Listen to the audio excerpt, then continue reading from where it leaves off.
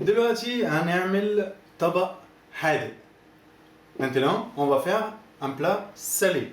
On va pas rester sur le sucré. انا فكرت برضو اعمل لكم طبق انا بحب اعمله قوي، ويعني البيت عندي برضو بيحبوه قوي. فراخ باللبن جوز الهند والكوري. تعالوا نشوف احنا محتاجين ايه عشان نعمل الطبق بتاعنا. Je vais faire un plat que j'aime et toute la maison ils aiment ce plat. C'est le poulet au curry et une noix de coco et lait de coco. Voilà. Poulet au coco. Allez, on y va. Qu'est-ce qu'on a besoin? Donc du poulet فراخ، ممكن طبعا صدور فراخ، ممكن تعملوها بأي حاجة، بأي قطعة من الفراخ، صدور، وراك، أجنحة، اللي يعجبكم. On peut utiliser tout ce qu'on veut, du blanc de poulet ou des cuisses ou des ailes, tout ce qu'on a à la maison. On n'est pas limité aussi. Donc بصلة مقطعة كده بالشكل دوت، مقطعة حتت صغيرة. Un oignon coupé émincé de cette façon-là. فصين توم، 2 gousses d'ail hachées، ممكن نضربهم في الهون أو نقطعهم بالسكينة. On peut les hacher avec le pilon ou bien avec le couteau. Voilà. Du lait de coco، ده لبن جوز الهند، وكريمة لباني، la crème fraîche entière. Donc ça c'est pour donner la texture عشان نديله قوام للصوص. هنبدأ التوابل بتاعتنا: ملح، كاري، كوري، du sel، جنزبيل طبيعي أو بودرة، du gingembre frais ou en poudre، du poivre، فلفل أسود. بس هو ده اللي احنا عايزينه للحاجة بتاعتنا. وهنحط شوية جوز هند مبشور. On va mettre de petits noix de coco râpées en faisant la préparation. Allez, on y va. On va préparer. يلا بينا. هنبدأ طبعا بالبصل والثوم. هنحط شوية زيت. نشغل طبعا النار. On va commencer par faire revenir dans un peu d'huile. شوية زيت صغيرين. نحمر البصل. On va mettre les oignons émincés. On va tout mettre. Voilà. نحط كله.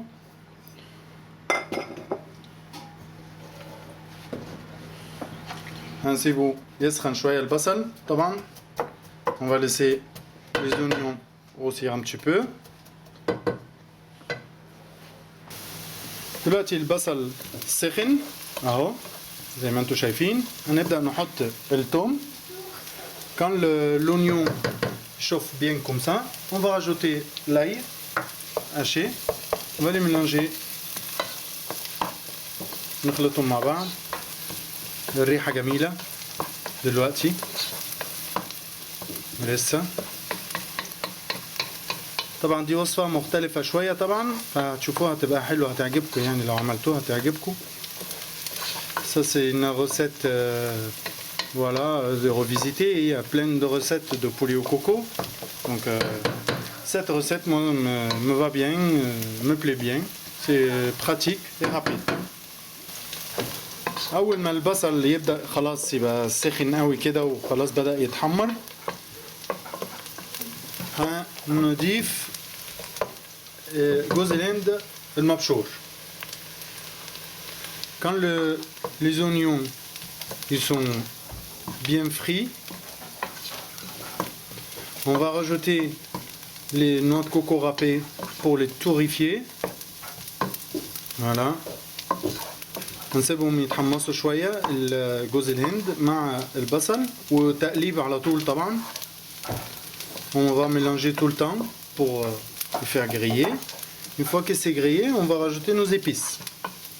أول ما نحمص جوز الهند مع البصل كفاية والثوم، هننزل بالتوابل بتاعتنا. هو كده كويس. يلا هننزل بالتوابل بتاعتنا بقى.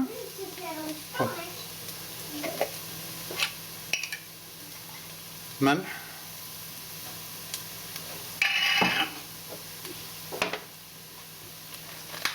وفلفل سل بوفر والكاري الكوري معلقة ونص على حسب الطعم والذوق. Une cuillère ou une cuillère et demie selon le goût. والجنزبيل معلقة جنزبيل بودرة.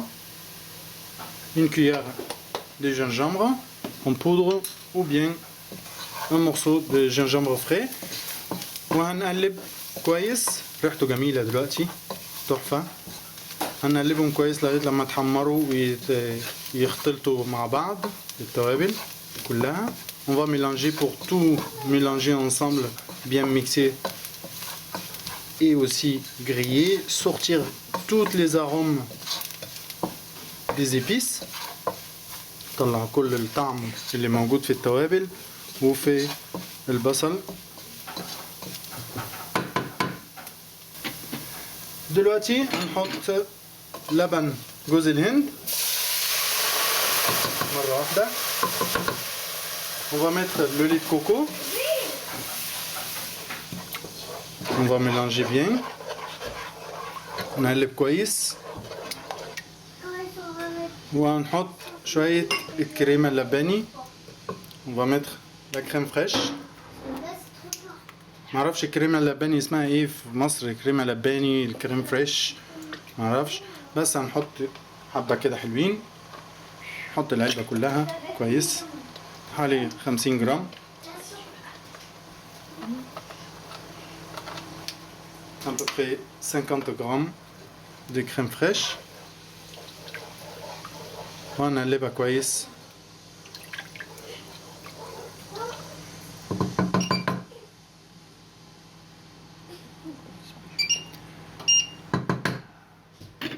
احنا دلوقتي عندنا الصوص جاهز.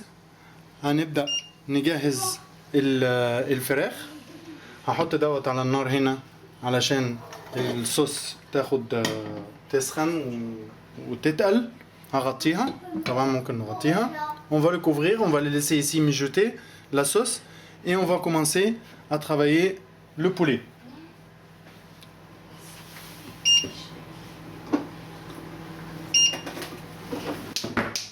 هنحط شوية زيت.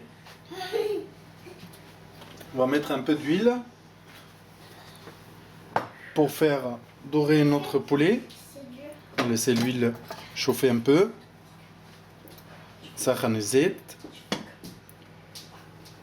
وهنحط الفراخ بتاعتنا هنا.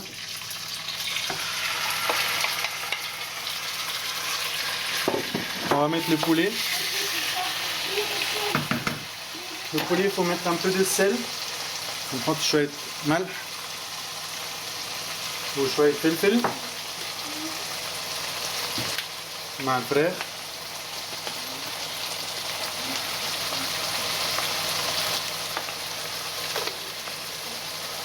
On va mettre du sel et poivre avec le poulet pour le faire revenir, pour les saisir. الفراخ احنا بنعملها طبعا لوحدها علشان تبقى طرية. عشان لو سويناها مع الصوص ممكن تنشف. بما ان هي صدور فراخ ممكن تبقى ناشفة شوية في الأكل. On met le poulet, on fait le poulet, on fait dorer le poulet à part pour que ce soit pas sec en faisant de la cuisson avec la sauce. S'il y a trop de cuisson pour le blanc de poulet, il va sécher. Donc moi je vois que cette recette il est un peu bien, je la trouve bien. Après chacun son goût. أنا شايف إن الوصفة دي سهلة وحلوة. بس كل واحد وليه ذوقه برضه طبعا يعني.